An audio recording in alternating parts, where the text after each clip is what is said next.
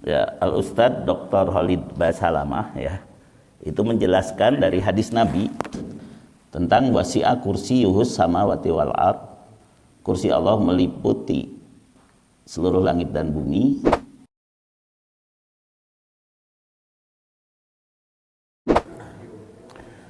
Assalamualaikum warahmatullahi wabarakatuh.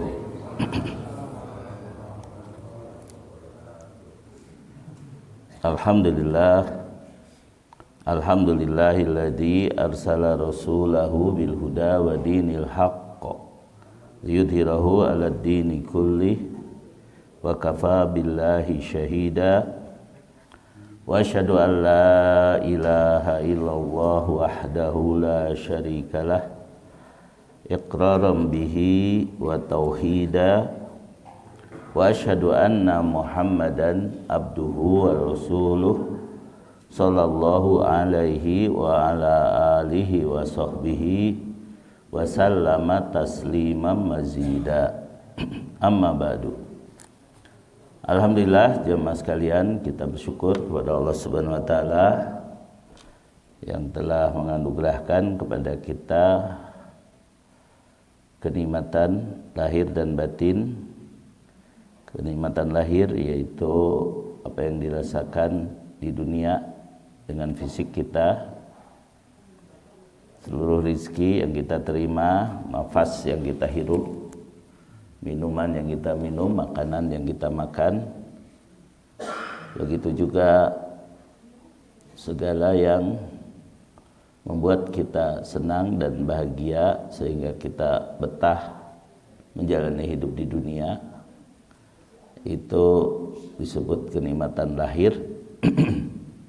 Namun ada yang lebih penting, yaitu yang disebut kenikmatan batin, yaitu kita merasa tentram, kita merasa senang, kita merasa nyaman, kita merasa aman, dan yang lebih penting lagi, kita yakin bahwa Allah Subhanahu wa taala tidak akan memutus kenikmatan lahir dan batin tadi jika kita mengikuti perintahnya, jika kita bertakwa. Sebab jangankan orang Islam, orang beriman ya, orang-orang kafir saja itu meyakini bahwa hidup ini tidak akan berhenti begitu saja ya. Jadi yang mengajarkan law of attraction atau the secret, namanya Rhonda Byrne, dia mengatakan kita itu terbentuk dari energi, dan menurut hukum fisika energi itu tidak bisa diciptakan dan tidak bisa dimusnahkan. Sehingga kalau kita mati, kita itu tidak hilang, kita itu hanya berubah kepada bentuk energi lain. Tapi mereka tidak mau percaya kepada utusan Allah, itu masalahnya ya. Sehingga mereka hanya meyakini saja kita mati itu nggak mungkin mati begitu saja, nggak mungkin hilang begitu saja ya. Nah, kita beruntung bahwa kita sudah diberitahu bahwa kalau kita mati itu sebenarnya kita hanya pindah ke alam lain, dari alam dunia kepada alam barzakh atau alam kubur, untuk kemudian nanti dibangkitkan lagi ke alam akhirat ya. Nah, oleh karena itu Allah menegaskan bahwa dialah yang telah menundukkan seluruh yang di langit dan di bumi untuk kepentingan kita. Dan kemudian Allah mencurahkan nikmat lahir dan batin kepada kita.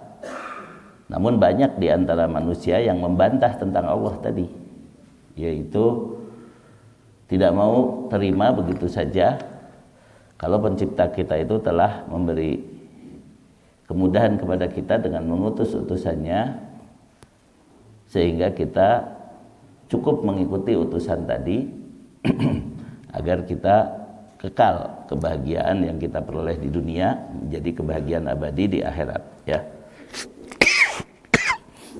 Itu ada di surat ke 31 yaitu Luqman, ayatnya ayat ke-20. A'udzu billahi minasyaitonir rajim. Alam tarau annallaha sakhkhara lakum ma fis samawati wa ma fil ard wa asbagha 'alaikum ni'amahu dhahiratan wa batinah wa minan nasi may yujadilu fillahi bighairi ilmi wala huda wala kitabim munir. Ya, silakan Pak Sigit. Tidakkah kamu memperhatikan bahwa Allah telah menundukkan apa yang ada di langit dan apa yang ada di bumi untuk kepentinganmu dan menyempurnakan nikmatnya untukmu lahir dan batin. Tetapi di antara manusia ada yang membantah tentang keesaan Allah tanpa ilmu atau petunjuk dan tanpa kitab yang memberi penerangan. Ya, satu ayat ini saja itu kalau dihayati dengan sungguh-sungguh itu memberikan makna yang sangat dahsyat ya. Alam tarau, tidakkah kamu perhatikan? Artinya kita diperintahkan untuk memperhatikan ya. Annallaha sakhkhara lakum, bahwasanya Allah lah yang telah menundukkan bagi kalian ma fis samawati wa ma fil ardi, seluruh yang di langit dan yang di bumi ya. Orang mungkin ketika hanya mengandalkan ilmu pengetahuan itu merasa mana mungkin manusia itu sangat kecil di muka bumi. Bumi ini hanya satu butir kecil di alam semesta yang mengelilingi matahari pada jarak 150 juta kilometer. Matahari suatu bola gas besar yang sangat panas, yang volumenya sekitar 1.300.000 kali bumi, dan matahari pun berkumpul bersama bintang-bintang lain dalam suatu galaksi yang berisi lebih dari 100 miliar bintang segede-gede matahari ya, kayak gitu. Galaksi ini pun hanya satu galaksi dari 170 miliar galaksi yang bisa diketahui manusia di alam semesta yang terlihat, yang disebut langit pertama. Begitu besarnya alam semesta, manusia begitu kecil. Kalau memang ada pencipta, mana mungkin hanya mengkhususkan kita saja. Nah itu orang yang tidak percaya adanya Allah itu menganggap karena kita itu sangat kecil dibanding alam semesta, mana mungkin kita akan terperhatikan katanya. Seperti mana mungkin Prabowo tahu di Antapani ada Jalan Jayapura dan ada Masjid Al-Muhajirin, ya nggak mungkin. Kalau Prabowo nggak akan sempat ya ngurusin yang begitu ya. Jangankan Prabowo atau Demul juga nggak akan tahu gitu kan. Nah gitu ya, jadi itu pikiran karena menyamakan pencipta dengan makhluk ya. Menyamakan Allah itu sama dengan makhluk ya. Padahal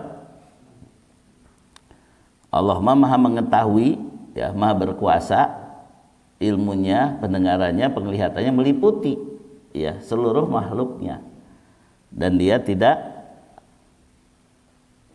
kena ngantuk, tidak kena tidur, dan dia terus mengurus langit dan bumi ini juga tanpa merasa capek, tanpa merasa lelah. Dan ini yang harus kita fahami tentang ayat kursi ya. Coba dibaca terjemahnya ayat kursi. A'udzu billahi minasyaitonir rajim. Allahu la ilaha illa huwal hayyul qayyum. La ta'khudhuhu sinatu wa la naum. Lahu ma fis samawati wa ma fil ard. Man dalladzi yashfa'u indahu illa bi'idnih. Ya'lamu ma baina aydihim wa ma khalfahum wa la yuhituna bi syai'im min ilmihi illa bima syaa'. Wasi'a kursiyuhu samawati wal arda wa la ya'uduhu hifdhuhuma wa huwal aliyyul adzim ya. Allah tidak ada Tuhan selain Dia, yang maha hidup, yang terus-menerus mengurus makhluknya, tidak mengantuk dan tidak tidur. Miliknya apa yang ada di langit dan apa yang ada di bumi. Tidak ada yang dapat memberi syafaat di sisinya tanpa izinnya. Dia mengetahui apa yang di hadapan mereka dan apa yang di belakang mereka. Dan mereka tidak mengetahui sesuatu apapun tentang ilmunya, melainkan apa yang dia kehendaki. Kursinya meliputi langit dan bumi, dan dia tidak merasa berat memelihara keduanya, dan dia maha tinggi, maha besar. Ya, Al-Ustadz Dr. Khalid Basalamah ya, itu menjelaskan dari hadis Nabi tentang wasi'a kursiyuhus samawati wal ard. Kursi Allah meliputi seluruh langit dan bumi, yaitu bahwa kursi itu ya adalah yang diletakkan di bawah singgasana ya. Kemudian kalau raja itu ya, raja itu duduk di atas. Ini sekedar disebutnya itu apa ya? Qiyas aula ya, qiyas aula. Karena kita tidak boleh membayangkan Allah seperti manusia. Tapi qiyas aula itu begini. Raja itu duduk di atas singgasana, di bawahnya ada tempat meletakkan kaki. Nah, itulah kursi. Jadi kursi itu bukan ini. Kursi itu adalah jojodog mun di urang mah nya. Tempat raja meletakkan kakinya. Itulah kursi gitu kan. Bahasanya begitu. Kemudian singgasananya itu disebut arash ya. Singgasananya itulah yang disebut arash. Nah, kursi Allah itu dibanding dengan seluruh langit dan bumi, itu ibarat langit dan bumi. Dibandingkan kursi ibarat cincin atau gelang yang dilemparkan ke padang pasir. Padahal langit dan bumi tadi sudah begitu besar menurut pandangan manusia. Itu saja masih ibarat gelang atau cincin yang dilempar ke padang pasir, itu nggak ada apa-apanya. Kursi Allah dibanding arasnya seperti itu pula. Sedangkan Allah di atas aras. Allahu Akbar, akbar yang nggak terbayangkan. Jadi betul-betul akbar gitu. Jadi jangan mengatakan Allah ada di mana-mana atau Allah lebih dekat dari urat leher kita karena menempel pada leher kita, itu salah itu ya. Yang benar adalah Allah itu bersemayam di atas arasnya dengan seluruh ilmu ya, pendengaran dan penglihatannya, dan selalu mengawasi makhluknya meskipun Allah ada di langit. Nah gitu. Bukan berarti Allah bersama kita, berarti Allah nempel pada diri kita. Nah itu akidah yang salah gitu. Jadi ketika kita mengatakan Allahu Akbar, ya akbar tadi sangat besar, nggak bisa terbayangkan. Mau kursinya aja begitu besar, arasnya aja begitu besar. Begitu juga bahwa Aliyul Adim, Allah itu maha tinggi di atas kita, Adim agung. Banyak orang dalam salat membaca Subhana Rabbiyal Adim, membaca Subhana Rabbiyal A'la, tapi tidak yakin bahwa Allah di atas. Itu berarti kan nggak ngerti itu. Subhana Rabbiyal Adim, Allah itu agung besar ya. Subhana Rabbiyal A'la, Allah itu di atas gitu. Banyak orang membaca itu dalam sujud tapi mengatakan Allah menempel di urat leher saya, kan aneh kan gitu. Karena tidak mengerti akidah yang benar bahwa Allah itu bersemayam di atas arasnya, namun Allah selalu bersama kita dengan ilmunya, pendengarannya, penglihatannya, juga dengan takdirnya yang selalu berlaku pada diri kita ya. Ini tentang akidah yang benar mengenai di mana Allah. Jadi kalau ditanya di mana Allah, jangan mengatakan Allah di mana-mana. Atau jangan mengatakan Allah tidak di mana-mana. Kenapa? Kata para ulama tauhid, orang yang mengatakan Allah di mana-mana berarti dia telah menyembah berhala. Sebab yang ada di mana-mana berarti banyak. Allah ada di kursi, Allah ada di cangkir, Allah ada di karpet, Allah ada. Nah itu orang yang mengatakan Allah di mana-mana, dia telah menyembah berhala. Karena yang ada di mana-mana berarti banyak ya. Demikian pula orang yang mengatakan Allah tidak di mana-mana berarti dia menyembah yang tidak ada. Kata kalau tidak di mana-mana berarti tidak ada. Maka orang yang beriman hanya menyembah Allah saja yang bersemayam di atas arasnya, namun selalu menyertai makhluknya dengan kekuasaannya, dengan ilmunya, dengan pendengarannya, dengan penglihatannya, dan akan selalu tahu keadaan makhluknya, sehingga nanti Allah akan menghisab, Allah akan menghitung perilaku makhluknya dengan seadil-adilnya ya. Surat 20 ayat kelima yaitu Ar-Rahmanu 'alal arsyistawa ya.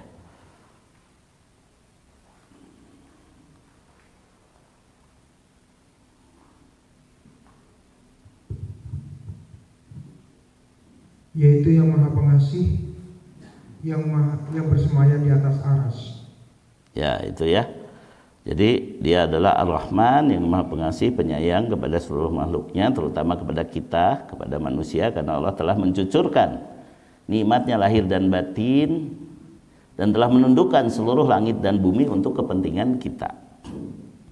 Nah, jadi pertanyaan orang ateis tadi yang tidak percaya adanya pencipta, karena tidak mungkin katanya kalau ada pencipta yang menciptakan galaksi yang begitu besar, mana mungkin sempat memperhatikan kita yang begitu kecil. Justru malah dijawab dengan sebesar-besarnya langit, di langit pertama ini semuanya untuk kepentingan manusia, ya. Dan itu juga kita bisa menyadarinya dengan ilmu pengetahuan yang sekarang, ya. Itu di surat ke 21 ayat 30, ya. Awalam yaral ladina kafaru annas samawati wal arda kanata ratqan fafataqnahuma wa ja'alna minal ma'i kullasyai'in hayyin afala yu'minun, ya. Silakan Pak Sigit.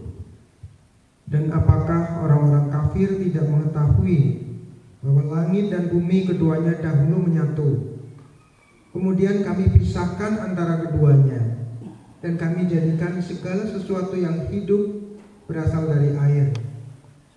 Maka mengapa mereka tidak beriman?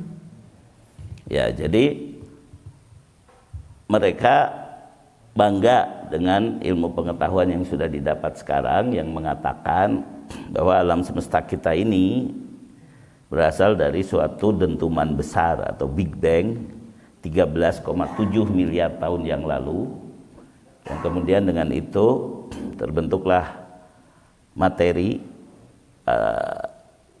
yang pertama, yaitu hidrogen. Nah, hidrogen ini masih terkena imbas energi Big Bang sehingga saling bertumbukan satu sama lain menjadi bintang-bintang. Jadi bintang-bintang itu adalah energi yang timbul karena tumbukan atom-atom yang kecil membentuk atom-atom yang lebih besar.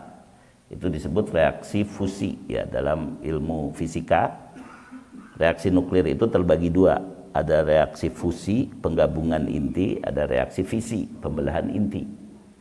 Bom atom di Hiroshima dan Nagasaki itu didapat dari pembelahan inti, yaitu uranium terurai menjadi karbon dan unsur-unsur lain yang lebih kecil. Tapi ketika terurai ada massa yang hilang. Massa yang hilang inilah berubah jadi energi yang sangat besar yang ditemukan oleh Mbah Einstein, ya. Rumusnya adalah E sama dengan mc kuadrat, ya. Energi yang dihasilkan sebanding dengan materi yang hilang dikalikan kecepatan cahaya dikuadratkan lagi. Makanya meledaknya begitu dahsyat. Nah, di matahari itu hidrogen bertumbukan satu sama lain membentuk unsur baru yang stabil yang disebut helium, ya. Helium itu terbentuk dari 4 atom hidrogen yang menyatu.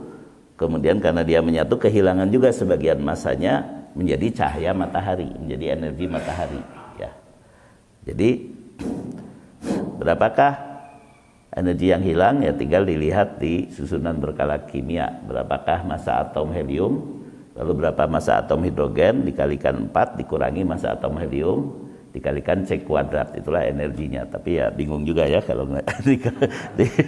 di pengajian diajarin ilmu fisika kayak gitu. Nah, setelah bintang-bintang itu terbentuk, lama-lama makin berat akhirnya meledak. Jadi kalau di bintang itu sudah terbentuk besi, ya, sudah terbentuk ferum, itu berarti bintang sudah mulai lemah energinya, nanti akan meledak, ya. Nah, ledakan-ledakan bintang justru bisa menghasilkan unsur yang lebih berat dari besi. Jadi seperti perak, emas, ya. Itu semua terbentuknya ketika terjadi ledakan bintang, dan itu jarang. Makanya emas jarang didapat di bumi, ya. Jawa banyak emas, ya. Saya juga emas 90 kilo, ya. Nah, jadi semua yang meledak di langit ini sudah ditakdirkan untuk membentuk suatu kabut yang membentuk bintang baru namanya matahari. Itu terbentuk sekitar 4,6 miliar tahun yang lalu, di mana di sekelilingnya kabutnya itu berubah menjadi planet-planet termasuk bumi, dan hanya bumilah yang bisa membuat H2O berwujud cair, ya. Itu diterangkan dalam film semi dokumenter judulnya Our Universe ya, yang pernah saya ceritakan, diceritakan oleh Morgan Freeman. Our Universe, kemudian ada Life on Our Planet dan seterusnya. Itu serial yang mengandalkan ilmu pengetahuan lalu merasa mengetahui asal usul alam ini, tapi kesimpulannya ternyata sesuai dengan ayat tadi. Langit dan bumi tadinya bersatu, kemudian dipisahkan, kemudian setelah itu terjadi air di bumi, karena terjadi air maka jadilah ada kehidupan di bumi. Dan di planet lain tidak ada air yang bisa berbentuk cair. Kalau di luar itu air itu hanya bisa berbentuk gas atau berbentuk beku. Karena untuk menjaga air agar tetap berbentuk cair itu suhunya harus di antara 273 sampai 373 Kelvin. Nah, itu kalau bahasa Kelvinnya begitu. Kalau bahasa Celcius memang kayak besar, antara 0 sampai 100 derajat Celcius. Tapi karena suhu alam semesta itu diukur dalam Kelvin ya, di mana suhu mutlak, 0 mutlak itu 0 derajat Kelvin atau minus 273 derajat Celcius. Kemudian yang lebih tinggi dari itu nggak terukur lagi, di inti matahari itu diperkirakan 15 juta derajat Kelvin di inti matahari ya. Kenapa terjadi reaksi hidrogen bergabung menjadi helium ya. 15 juta derajat Kelvin. Jadi antara 273 sampai 373 Kelvin itu adalah rentang yang sangat sempit kalau dibandingkan dengan alam semesta ya. Jadi artinya itu hanya bisa di bumi. Bumi itu suhu rata-ratanya yang disebut suhu kamar itu 27 derajat Celcius atau 300 derajat Kelvin. Nggak tahu itu kenapa dibulatkan kayak gitu ya. Jadi kan 0 derajat Celcius adalah 273 derajat Kelvin. Kemudian suhu kamar, suhu kita rata-rata itu 27 derajat Celcius. Kalau 27 tambah 273 ternyata 300. Jadi suhu rata-rata di bumi itu, suhu kamar itu adalah 300 derajat Kelvin atau 27 derajat Celcius. Dan itu tidak akan terdapat di tempat lain. Bisa terjaga suhu seperti itu karena bumi telah ada atmosfer ya. Kemudian jaraknya ke matahari sudah sangat pas begitu kan. Dan seterusnya. Itu ternyata didesain untuk kepentingan manusia. Maksudnya apa? Kalau kita hayati surat Luqman ayat ke 20 tadi, berarti jangan berpikir ada makhluk dari planet lain yang lebih cerdas ya. Kemudian planetnya meledak lalu dikirim ke bumi jadi Superman ya. Atau ada alam semesta lain yang dikuasai oleh penguasa antar galaksi namanya Thanos ya. Jadi film Avenger kan kayak gitu ya. Itu anak-anak muda sekarang dibohongi dengan hal-hal seperti itu. Kalau mereka nggak mau ngaji Al-Quran, itu lama-lama bakal nggak jelas itu akidahnya. Bakal nggak jelas apa yang mereka percayai. Bahkan ada seorang aktivis Salman, dia bukan orang astronomi tapi dia orang ITB juga, kalau nggak salah dia itu jurusan teknik fisika. Saya baru tahu dari istrinya bahwa dia yakin nanti ada makhluk dari planet lain katanya ya akan membawa kecerdasan di muka bumi begitu ya. Sehingga ya sayangnya saya belum sempat bilang ke dia jangan yakin dengan alien. Kita yang alien tuh ya. Saya sering sampaikan ke bapak-bapak. Kita tuh bukan asli penduduk bumi. Kita tuh aslinya penduduk surga. Hanya bapak ibu kita Adam dan Hawa dimutasi ke bumi gara-gara melakukan pelanggaran ya, makan dari buah pohon yang terlarang ya. Karena bapak ibu kita dimutasi ke bumi ya sekarang kita ikut luntang-lantung di muka bumi. Tapi dikasih tahu bahwa kita akan masuk surga lagi kalau mau. Mau nggak nih bapak ibu masuk surga lagi?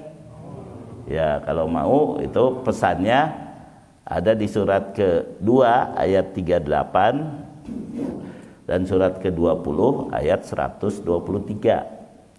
Bapak ibu kita diusir dari surga, tapi dibilangin nanti kalau kamu diberi peringatan dan kamu ikuti peringatanku, maka kamu akan kembali ke surga. Nah begitulah garis besarnya ya.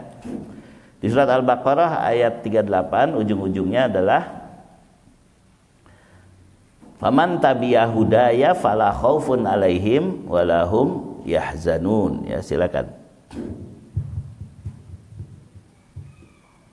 kami berfirman, turunlah kamu semua dari surga.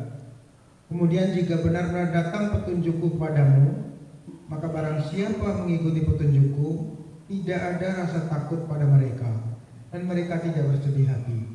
Jadi selama di dunia juga mereka tidak akan takut, tidak akan sedih. Lalu jaminannya sampai kapanpun nanti tidak akan takut, tidak akan sedih setelah masuk surga. Ya.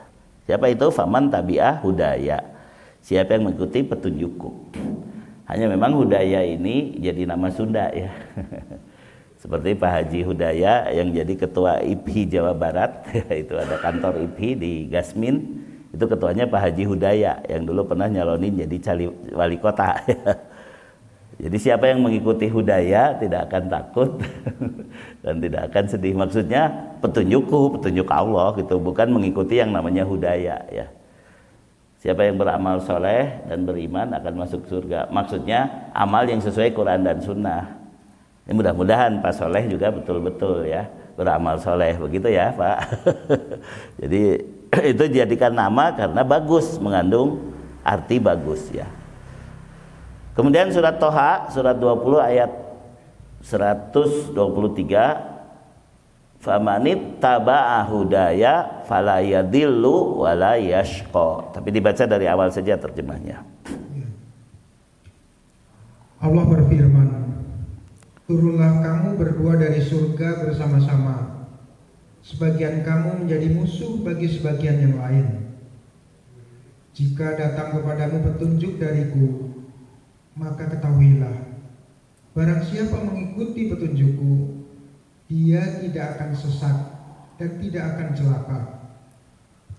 Dan itu dipenuhi oleh Allah. Ketika Nabi Adam turun ke bumi, beliau sudah diajari dulu di surga. Sampai malaikat harus bersujud kepada Adam untuk mengakui kelebihan Adam, kan gitu. Sehingga beliau mengajarkan kepada istri dan anak-anaknya ilmu dari Allah. Maka Nabi Adam disebut Nabi, bukan Rasul ya. Karena Nabi Adam tidak menghadapi orang yang menentang.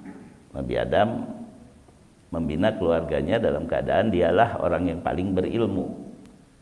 Bagaimana dengan kisah Qabil dan Habil yang akhirnya salah satunya membunuh saudaranya dan lain sebagainya. Ya, itu biasa saja kalau ada yang durhaka setelah diajarin, tapi Nabi Adam itu disebut Nabi disebabkan pada hadis tentang syafaatul udma.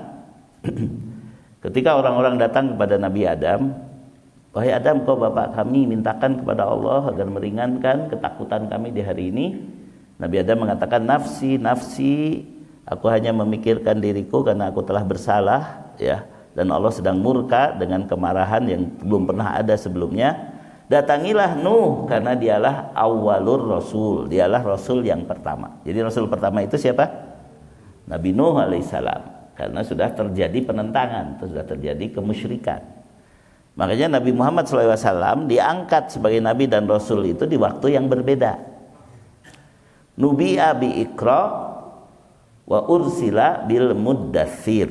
Itu para ulama akidah menyimpulkan Rasulullah SAW ketika turun Iqra kepadanya, beliau baru diangkat jadi Nabi, belum jadi Rasul ya.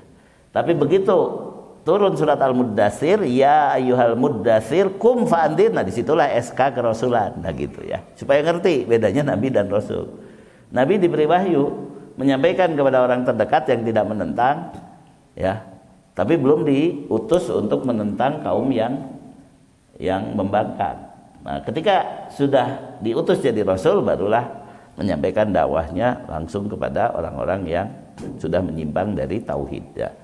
Begitu cara memahami Nabi dan Rasul. Karena kalau dulu saya diajarkan di SD, Nabi itu adalah orang yang diberi wahyu tapi tidak diwajibkan menyampaikan kepada yang lain. Kalau Rasul diberi wahyu tapi harus menyampaikan kepada yang lain. Sekarang jangankan Nabi atau Ustadz aja harus menyampaikan gitu. Jadi perbedaannya bukanlah dari sisi menyampaikan atau tidak. Perbedaannya adalah kalau Nabi mah belum berhadapan dengan kaum yang menentang, tetap menyampaikan gitu, bukan berarti tidak menyampaikan kan itu ya. Yang dihadapinya adalah orang-orang yang memang istilahnya pasti akan mengikuti dia ya gitu. Nah kemudian apa itu petunjuk Allah di zaman ini? Petunjuk Allah di zaman ini adalah taat kepada Allah dan Rasulnya, atau taat kepada Quran dan Sunnah. Surat An-Nisa ayat 69 ya. A'udzu billahi minasyaitonir rajim. Wa may yuti'illaha war rasula faulaika ma'al ladina an'amallahu 'alaihim minan nabiyyin wasiddiqin wasyuhada'i wassalihin wa hasuna ulaika rafiqa. Dan barang siapa menaati Allah dan Rasul Muhammad, maka mereka itu akan bersama-sama dengan orang yang diberikan nikmat oleh Allah, yaitu para nabi, para pecinta kebenaran, orang-orang yang mati syahid, dan orang-orang saleh. Mereka itulah teman yang sebaik-baiknya.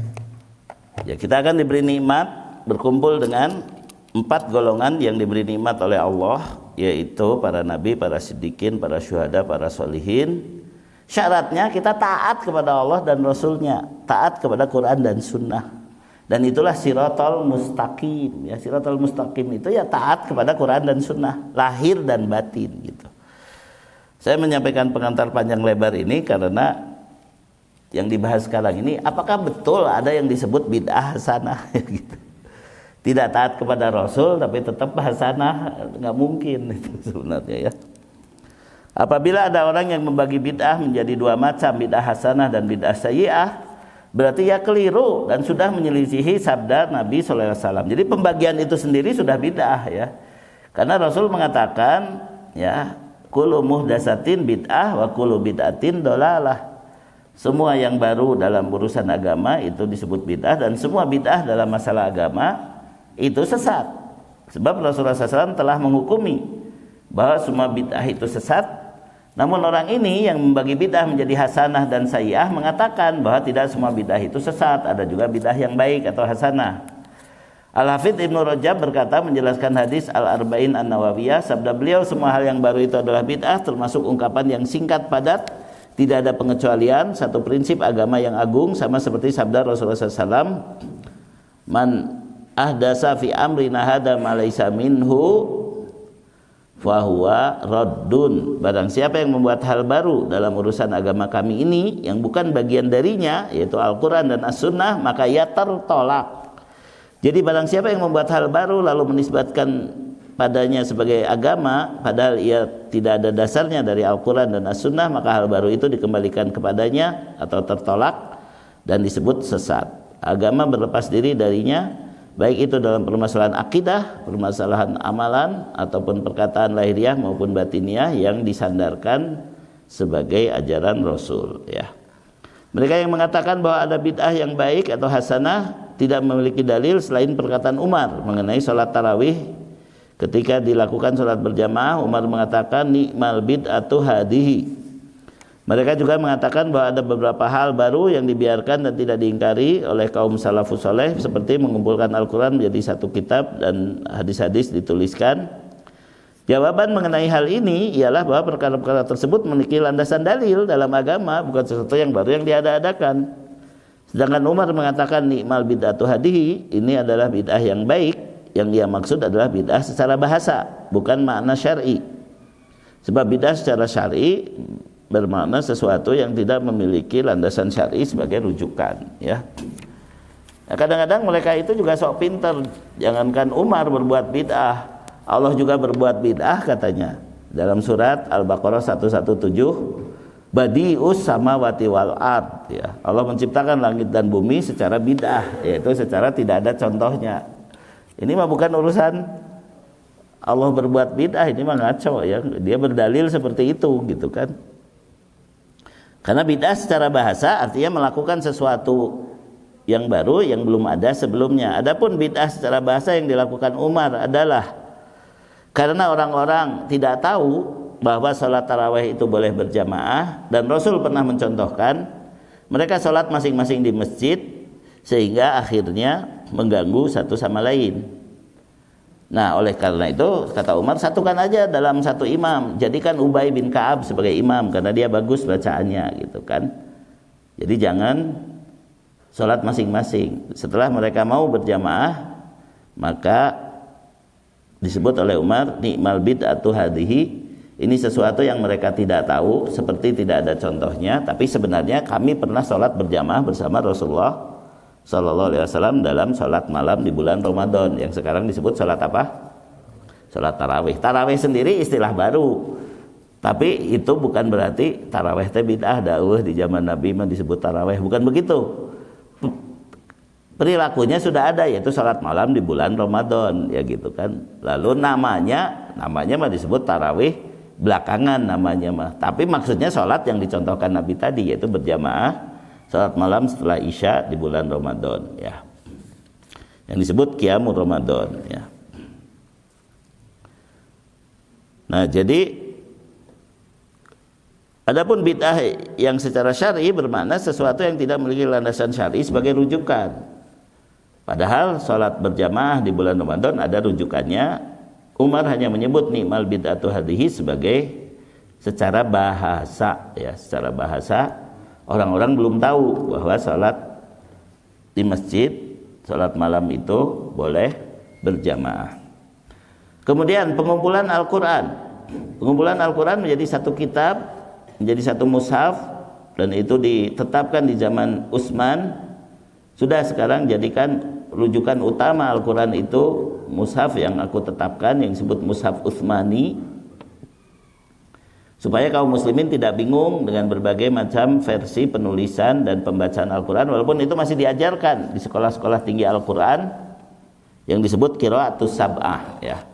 Jadi qiraatus sab'ah itu banyak yang menyangka qiraatus sab'ah itu qiraah Hafs, kemudian qiraah Warosh, kemudian qiraah lagi. Itu bukan itu. Qiraatus sab'ah itu, Al-Quran itu kadang-kadang dituliskan dengan lafadz yang berbeda atau dibaca berbeda. Misalnya wallahu alimun hakim, kemudian tertulis hakimun alim, gitu kan, ya, dan lain sebagainya. Dan itu semuanya disetujui oleh Rasul. Nggak apa-apa yang ini, yang ini, yang ini, gitu. Itu masih diajarkan di perguruan tinggi Al-Quran, ya. Jadi kalau di Madinah itu belajar jurusan Al-Quran itu diajarkan yang begitunya, ya. Ada bacaan seperti ini, ya, ajar tulisan seperti ini. Tapi karena sudah ditetapkan oleh Utsman bin Affan, sekarang semua merujuk saja kepada mushaf ini supaya orang-orang awam tidak bingung.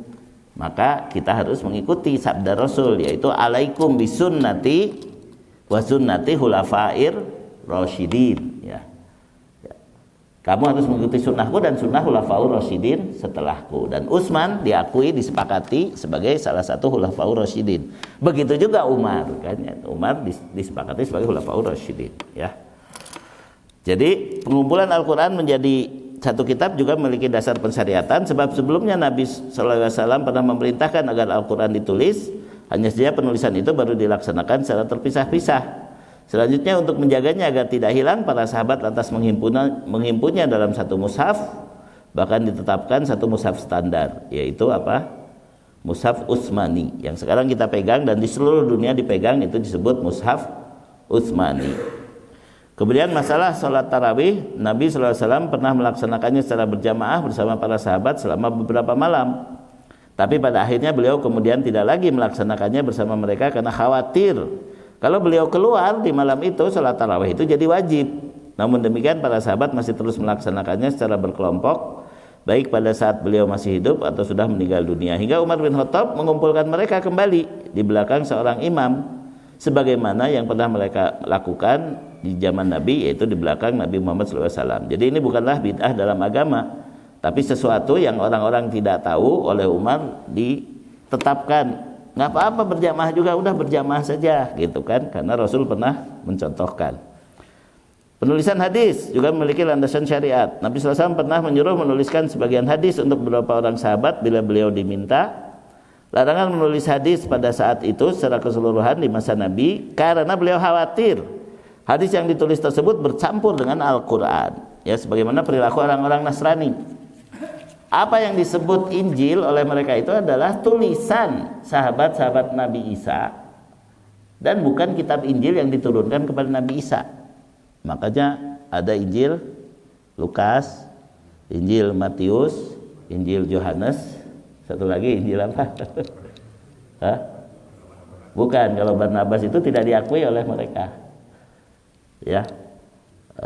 Lukas, Yohanes, Matius, satu lagi apa? Saya mah bukan ahli kristologi ya gitu, dan nggak tahu juga nggak apa-apa. Tapi kenapa ada nama berbeda-beda dalam kitab Injil mereka? Karena itu sebenarnya mah ucapan Nabi Isa yang ditulis oleh sahabatnya. Jadi lebih cocoknya disebut apa? Hadis. Tapi hadisnya masalahnya tidak ada apa namanya? Pembuktian sanad, tidak ada sanad bahwa betul Lukas itu menuliskan perkataan Isa gitu, bahwa betul Matius itu, Markus satu lagi saya lupa, Lukas, Matius, Markus dan Yohanes gitu kata mereka gitu kan, bahwa itu memang perkataan Nabi. Tidak ada buktinya juga bahwa betul itu yang dikatakan Nabi Isa, nah gitu ya. Nah itulah larangannya sudah jelas ilahnya. Pada waktu Nabi masih hidup, hadis dilarang ditulis supaya tidak bercampur dengan Al-Quran. Setelah beliau wafat, larangan itu hilang karena Al-Quran telah diturunkan secara sempurna dan dikoreksi sebelum beliau wafat bahwa Al-Quran itu ya segini. Nah makanya hadis-hadis kalau dituliskan tidak akan membuat tercampur lagi dengan Al-Quran. Ya, agar hadis-hadis tidak hilang, kaum muslimin menulis hadis-hadis beliau. Justru malah semoga Allah membalas jasa baik mereka untuk Islam dan kaum muslimin dengan balasan yang baik. Mereka telah menjaga keutuhan kitab Allah dan keutuhan sunnah Rasulullah Shallallahu Alaihi Wasallam. Ya. Jadi kesimpulannya, adakah bid'ah hasanah? Kalau bid'ah itu dalam urusan agama, Nabi menegaskan kullu bid'atin dolalah. Semua bid'ah itu dolalah. Artinya tidak ada yang boleh disebut bid'ah hasanah dalam urusan agama. Ya. Ya sudah begitu. Ya tapi ya harus saya jelaskan dulu panjang lebar seperti tadi ya, karena banyak orang yang tidak terima gitu. Padahal simpel saja. Saya sudah sampaikan 2 kunci ya. Kunci yang pertama, kalau ini dianggap urusan agama dan berpahala menurut sebagian orang, tapi ternyata Rasul tidak memerintahkan, kalau kita tidak melakukan pasti kita tidak berdosa. Contohnya muludan, contohnya tahlilan ya. Rasul tidak memerintahkan mengulang tahuni beliau setiap tahun, kita tidak melakukannya, kita tidak berdosa. Rasul tidak memerintahkan kalau orang mati maka kita harus kumpul-kumpul hari ke-1, ke-3, ke-7, ke-40 dan seterusnya. Tidak ada perintah Rasul, maka kita tidak melakukannya pasti tidak berdosa. Itu prinsip yang pertama. Yang kedua, masih banyak yang diajarkan Rasul yang belum kita lakukan. Masih banyak yang bukan bid'ah yang belum kita lakukan. Salat duha, ngapalkeun Quran, ya, saum Senin Kemis. Yang sudah jelas-jelas perintah Nabi saja tidak kita lakukan, ngapain kita sibuk dengan hal-hal yang kita tahu itu tidak ada perintahnya dari Nabi, walaupun dianggap sebagai agama. Jadi kita tidak melakukan itu tidak akan berdosa, dan kalau kita ingin dapat pahala, lakukan saja yang jelas ada perintahnya, ya. Begitu prinsip dasarnya. Ya. Cuma saya bisa ngomong di jamaah ini saja. Kalau saya ngomong di kampung saya, mungkin saya masih dilempari batu ya mungkin. Tapi caranya ya harus dengan pelan-pelan dulu. Kan saya dari awal yang ini tidak diomongin dulu. Ini juga saya Saleh Fauzan menetapkan bid'ah itu di akhir bukunya. Di akhir bukunya ini karena apa? Karena harus siap dulu orang untuk jangan tertarik dengan bid'ah gitu, karena bid'ah itu menyebabkan seseorang melakukan dosa tapi tidak merasa berdosa. Makanya setan senang kepada pelaku bid'ah. Kalau orang berzina mungkin masih ada rasa bersalah, orang mabok mungkin masih ada rasa bersalah, tapi orang membangkang Rasul dengan tidak merasa berdosa, nah itu bahaya. Falyahdharil ladina yukhalifuna an amrihi an tusibahum fitnah au yusibahum adabun alim, ya, surat ke 24 ayat 63 ya. Oh sudah 2 menit lagi ya, kasihan kalau nggak ada yang nanya ya, terakhir aja itu ayatnya.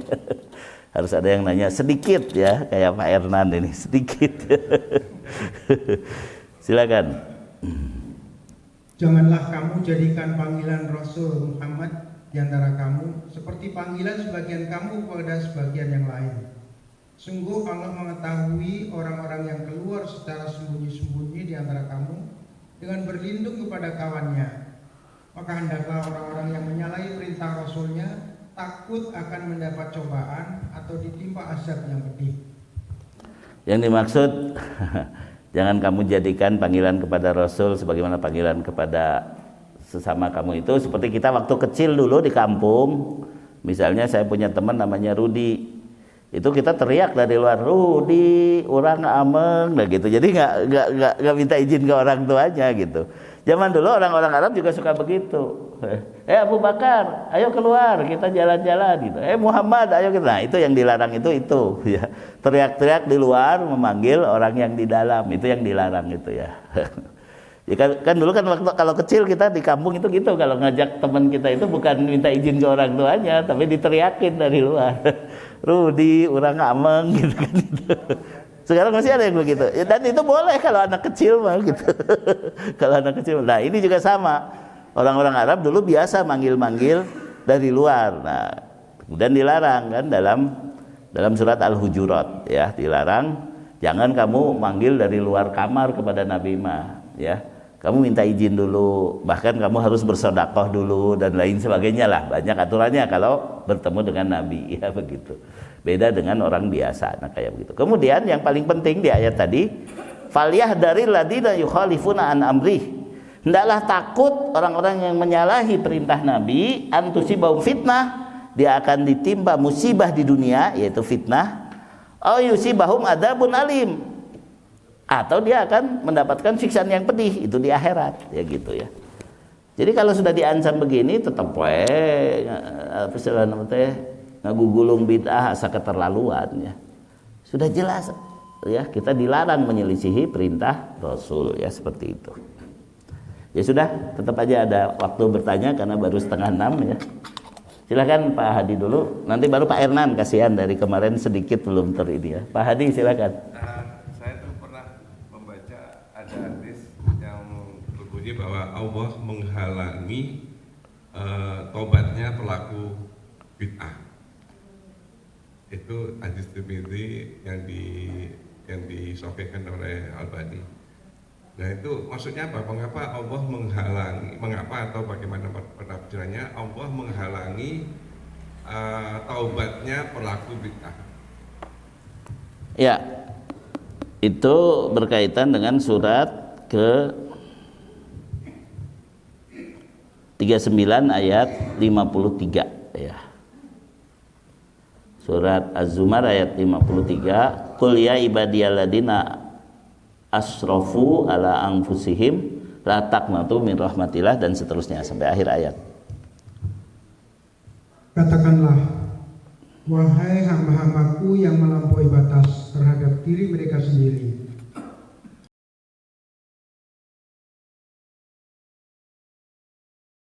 janganlah kamu berputus asa dari rahmat Allah.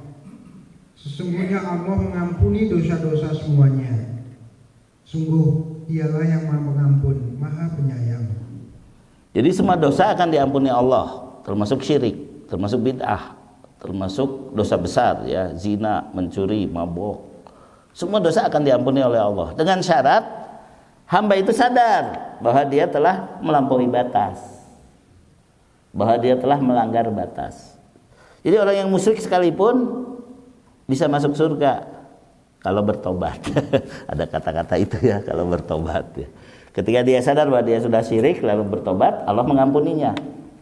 Sementara dosa bid'ah itu di bawah syirik. Dosa bid'ah itu di bawah syirik. Artinya masih bisa diampuni oleh Allah. Tapi syaratnya dia harus bertobat, karena itu termasuk dosa besar. Nah, ahli bid'ah itu terhalang dari taubat ketika dia tidak mau sadar bahwa dia telah berbuat bid'ah. Itu yang dimaksud dihalangi. Dia tidak merasa melampaui batas, itu masalahnya. Jadi yang dimaksud menghalangi adalah Allah menghalangi tobatnya pelaku bid'ah selama dia tidak menyadari bid'ahnya. Nah gitu, itu yang dimaksud. Itu ada keterangannya dalam syarah hadis tersebut. Menghalangi itu bukan berarti dia tidak mungkin bertobat, bisa bertobat selama dia sadar. Sebenarnya orang musyrik pun, jadi ada 3 golongan yang susah diterima taubatnya. Susah bukan berarti tidak bisa ya. Satu tadi telah disebutkan, pelaku bid'ah, karena tidak mau sadar akan bid'ahnya. Yang kedua, orang munafik yang tidak mau sadar bahwa dia telah munafik. Makanya orang mending ngaku, ya Allah jangan sampai aku termasuk munafik, aku telah mendolimi diri sendiri, ampunilah dosaku. Nah gitu. Jadi orang munafik tidak sadar bahwa dia telah munafik, maka dia susah untuk diterima tobatnya. Yang ketiga lagi adalah tukang sihir ya. Tukang sihir itu ya termasuk golongan kafir, golongan musyrik, tapi dia tidak sadar bahwa dengan sihirnya itu dia sebenarnya sudah mencelakakan diri sendiri. Itu yang paling susah diterima tobatnya dan susah juga untuk diberikan taufik untuk bertobat. Tapi bukan berarti tidak ada yang bertobat. Ahli bidah banyak yang bertobat, orang munafik juga banyak yang bertobat. Sebagaimana dulu pendukung, udahlah nggak usah disebutin lagi lah. Ya, yang pendukung sekarang juga bakal nanti taubat lama-lama juga gitu kan. Nah gitu aja lah. Jadi tukang sihir juga ada yang bertobat ya gitu.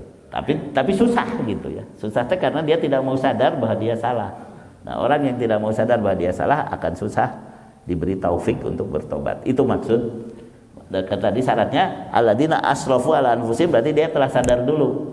Sadar bahwa dia telah melanggar batas, tapi Allah akan mengampuni semua dosa. Ya, berikutnya Pak Hernan, silahkan. Mudah-mudahan benar sedikit ya. Surat 39 ayat 53. Silakan Pak Hernan. Ya. Sedikit ya. Sedikit. Ya. Al-Baqarah, surat Baqarah ayat 30 ya. Bandingkan dengan surat Ali Imran ayat 100.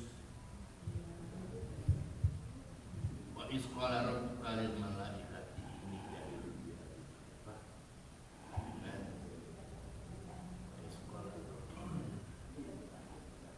Apa sedikit bunyinya itu terjemahnya ayat 100. Surat 3 ayat 100, betul? Surat 3 ayat 189 Tentang Allah akan mencatat perkataan dari para ahli kitab yang berjanji akan menyampaikan kebenaran, tapi nyatanya terkecoh oleh hal-hal yang sedikit sehingga menyesatkan manusia. Ayatnya yang salah. Itu ayatnya ayat 199 itu maksudnya ya. Wa inna min ahlil kitabi lama yu'minu billahi wa ma unzila ilaikum wa ma unzila ilaihim khasyiina lillah la yashtaruna bi ayatillahi samanan qalila ulaika lahum ajruhum inda rabbihim. Oh, ini yang baiknya, ahli kitab yang baiknya. Tadi yang dimaksud mana ya? Ahli kitab yang menyeleweng. Yang menyeleweng itu di ayat berapa? Ayatnya itu yang sedang dicari sekarang biar akurat ya.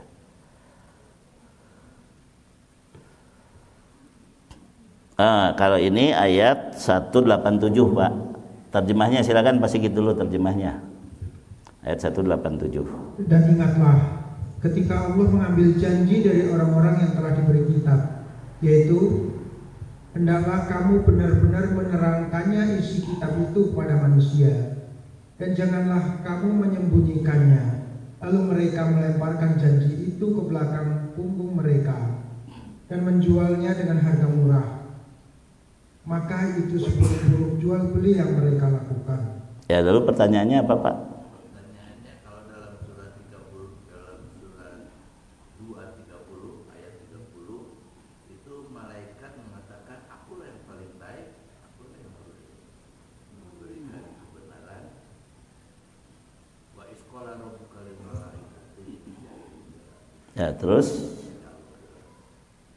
Sehingga manusia itu pantasnya tukang membuat kerusakan itu tidak usah dijadikan khalifah.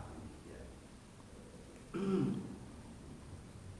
oh bukan begitu. Jadi malaikat itu karena malaikat itu makhluk yang suci dan malaikat yakin Allah Maha terpuji, maka malaikat bertanya. Jadi makanya ini beda bertanya dengan menghakimi ya. Daripada menghakimi lebih baik kita bertanya. Memang begitu sih ya. Ya Allah, Kau kan Maha suci, kenapa Kau akan menciptakan makhluk yang kami yakin akan merusak dan menumpahkan darah, seperti contoh makhluk sebelumnya yaitu jin. Jadi kalau kata Ibnu Abbas, bukan berarti malaikat tahu bahwa manusia akan merusak dan menumpahkan darah, tapi malaikat itu mengambil pelajaran dari makhluk sebelumnya yang diciptakan di muka bumi, yaitu jin yang merusak dan menumpahkan darah. Lalu Allah menjawab, ya betul perkataan kamu, manusia ini akan merusak dan menumpahkan darah, tapi aku tahu apa yang tidak kamu tahu, yaitu aku akan menurunkan petunjukku. Nah itu. Jadi permasalahannya, jangan katakan bahwa malaikat itu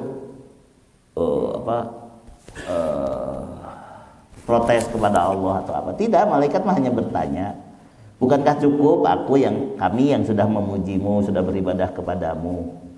Karena Allah sebenarnya tidak butuh ibadah siapapun, termasuk tidak butuh ibadah malaikat, tidak butuh ibadah jin, tidak butuh ibadah kita, hakikatnya mah gitu.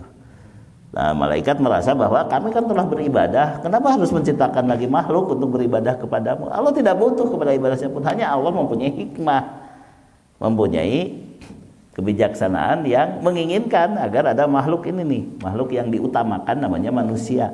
Yang akhirnya malaikat pun bersujud kan, pada setelah itu malaikat bersujud kepada Adam, kecuali siapa? Iblis mah jin, bukan malaikat. Dia tidak mau bersujud karena dia tidak merasa bahwa manusia ini pantas dijadikan makhluk yang mulia. Nah sekarang kalau kita sendiri merasa tidak mulia, ya rugi sendiri ya. Kita tuh sebenarnya dimuliakan oleh Allah, tapi kita bisa jadi hina kalau tidak mau mengikuti petunjuk Allah ya. Surat At-Tin ya. Laqad khalaqnal insana fi ahsani taqwim summa radadnahu asfala safilin ya.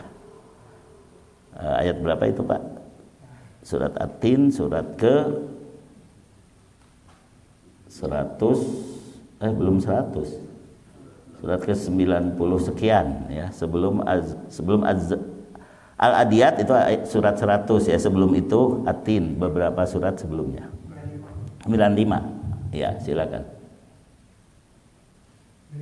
Bukan, sungguh kami telah ciptakan manusia. Sungguh kami telah menciptakan manusia dalam bentuk yang sebaik-baiknya. Kemudian kami kembalikan dia ke tempat yang serendah-rendahnya. Ya, ini yang kemarin saya ceritakan kisah Imam Syafi'i. Imam Syafi'i membantah gurunya Imam Malik dengan membaca surat At-Tin, laqad khalaqnal badra fi ahsani taqwim, kan gitu. Tapi bukan di tempat ini, di Masjid Nurul Iman sana ya. Jadi Imam Syafi'i sengaja membaca salah, sungguh kami telah menciptakan bulan purnama dalam bentuk yang sebaik-baiknya. Dimarahin oleh Imam Malik dan teman-temannya, hei kamu anak muda, masa nggak hafal surat At-Tin? Laqad khalaqnal badra fi ahsani taqwim. Terus, masa kamu nggak hafal surat At-Tin? Kan guru-guru sendiri yang mengatakan tadi, pemuda tadi karena mengatakan jika istriku tidak secantik bulan purnama, jatuh talak kepadanya. Lalu guru-guru mengatakan orang ini bodoh, mengapa menganggap istrinya bisa lebih cantik dari bulan purnama gitu. Padahal Allah telah mengatakan laqad khalaqnal insana fi ahsani taqwim. Makanya saya ganti jadi laqad khalaqnal badra. Oh ya, berarti kami yang salah. Berarti sebenarnya laki-laki itu belum jatuh talak kepada istrinya karena tetap sejelek apapun istrinya tetap lebih cantik dari bulan purnama. Apalagi sekarang kan, sejak manusia turun di bulan, tahu bulan purnama itu banyak lubangnya. Jadi bukan seindah yang dilihat dari jauh ya, kayak gitu. Ya, jadi jangan kita berburuk sangka kepada malaikat, jangan kita berburuk sangka kepada Rasul, sebab pada dasarnya malaikat di sana hanya ingin menjaga bahwa Allah itu betul-betul terpuji. Lalu Allah menjawab, yang kamu katakan mungkin benar, manusia merusak dan menumpahkan darah, tapi aku tahu apa yang tidak kamu tahu. Yaitu para ahli tafsir menyebutkan, aku tahu di antara manusia nanti juga ada nabi dan rasul, ada orang beriman, ada orang yang berjihad, ada orang yang akan masuk surga. Nah gitu ya.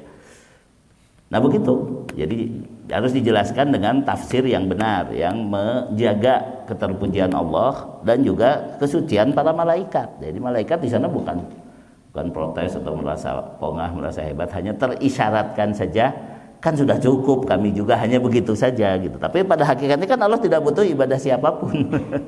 Namun Allah menghendaki dengan hikmahnya menciptakan manusia yang di antara manusia memang ada yang merusak, ada yang menumpahkan darah, tapi di antara mereka juga ada yang beriman. Makanya ada hadis lain. Kalau kita sedang berkumpul di masjid, sedang mengingat Allah, membaca ayat-ayatnya, nanti Allah mengumpulkan para malaikat. Hei malaikat, tuh lihat, hamba-hambaku sedang mengingatku. Apa yang kalian ragukan dulu sebagai makhluk-makhluk yang akan merusak dan menumpahkan darah, tuh terbukti tuh sekarang sedang mengingat, ya gitu. Jadi kita akan dibanggakan oleh Allah di hadapan para malaikatnya ketika sedang ingat Allah. Begitu maksudnya, insya Allah ya. Adapun ahli kitab, dia menjual ayat-ayat Allah dengan harga yang sedikit, itu konteksnya berbeda, yaitu mereka tadi ketika sudah keenakan dengan membuat agama sendiri bukan yang diajarkan Nabi Isa, akhirnya mereka menyembunyikan kebenaran dari Nabi Isa. Dan itu terjadi nggak di antara tokoh-tokoh Islam? Terjadi tidak? Terjadi. Sudah keenakan misalnya tahlilan itu diupah, muludan itu diupah, akhirnya nggak mau meninggalkan bid'ah. Ya betul, ya. Karena ya sama dengan ahli kitab tadi, menyembunyikan apa yang dari Rasul disebabkan sudah keenakan dengan urusan dunia. Dan itu peringatan bagi semua ustadz ya. Jangan sampai hanya menyampaikan yang enak buat jamaah saja gara-gara menjaga pangaruh sabab boga pangarah nyaeta supaya tetap menang pangarih, itu kata guru saya ya. Jadi orang-orang yang menyebarkan bid'ah itu karena yang pangaruh sabab boga pangarah nyaeta supaya tetap boga pangarih. Pangarih itu yaitu nasi gitu. Itu bahaya itu ya. Tapi wallahu alam, yang jelas kita semua harus taat kepada Allah dan Rasulnya supaya kita bahagia. Itu kesimpulannya. Baik, saya kira cukup 2 penanya saja. Untuk yang lain nanti di luar ini kalau mau silahkan tanya langsung ke saya ya. Kita tutup saja dulu majelisnya. Alhamdulillahirabbil alamin, subhanakallahumma wa bihamdika asyhadu an la ilaha illa anta astaghfiruka wa atubu ilaik. Wassalamualaikum warahmatullahi wabarakatuh.